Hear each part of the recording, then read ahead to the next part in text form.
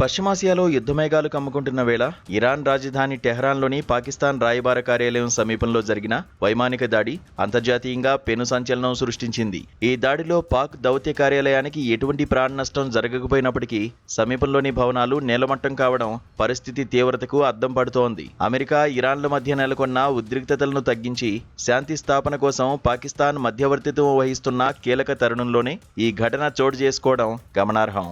దీనిపై ఇస్లామాబాద్ అత్యంత కఠినంగా స్పందిస్తూ తాము ఖతార్ వంటి చిన్న దేశం కాదని, తమ దౌత్యవేత్తలపై దాడి జరిగితే పరిణామాలు తీవ్రంగా ఉంటాయని ఇజ్రాయెల్ను హెచ్చరించింది. అణు సామర్థ్యం కలిగిన పాకిస్తాన్ ఈ స్థాయిలో హెచ్చరికలు జారీ చేయడం ఈ ప్రాంతంలో మారిన సమీకరణాలను, పాక్ ఆగ్రహాన్ని స్పష్టం చేస్తోంది.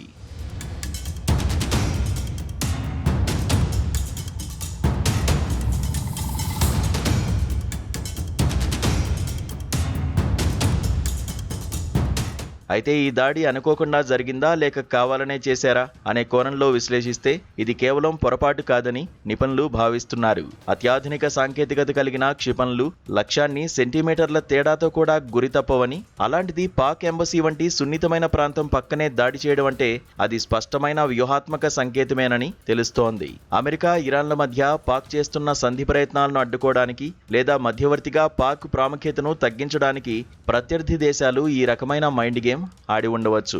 ఒకవైపు శాంతి చర్చలకు వేదిక కావాలని ఇస్లామాబాద్ ప్రయత్నిస్తుంటే, మరోవైపు సరిగ్గా అక్కడే బాంబులు కురిపించడం ద్వారా పాక్ను అవమానించడమే కాకుండా ఆ చర్చలకు భద్రత లేదనే అభద్రతను సృష్టించే ప్రయత్నం జరిగిందని విశ్లేషకులు అభిప్రాయపడుతున్నారు.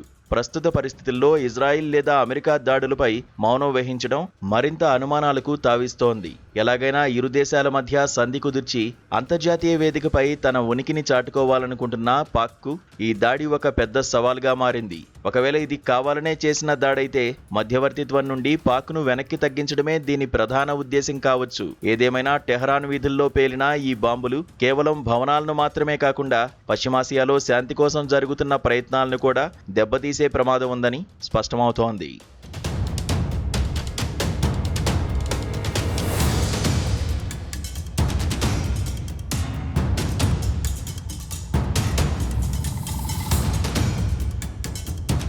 ఇదిలా ఉంటే టెహ్రాన్లోని పాక్ రాయబార కార్యాలయం సమీపంలో జరిగిన దాడిపై ఇరాన్ విదేశాంగ శాఖ తీవ్రంగా స్పందించింది. ఇది తమ సార్వభౌమాధికారాన్ని ఉల్లంఘించడమే కాకుండా దౌత్యపరమైన నిబంధనలను తుంగలో తొక్కడమేనని ఇరాన్ పేర్కొంది. ముఖ్యంగా విదేశీ దౌత్యవేత్తలు, కార్యాలయాలకు రక్షణ కల్పించాల్సిన బాధ్యత తమపై ఉన్నందున ఈ దాడిని ఒక ఉగ్రవాద చర్యగా ఇరాన్ అభివర్ణించింది. తమ గడ్డపై జరుగుతున్న ఇటువంటి దాడులకు తగిన సమయంలో ప్రతిస్పందిస్తామని, ఇజ్రాయెల్ కవ్వింపు చర్యలు పశ్చిమాసియాను ముంచేస్తాయని హెచ్చరించింది.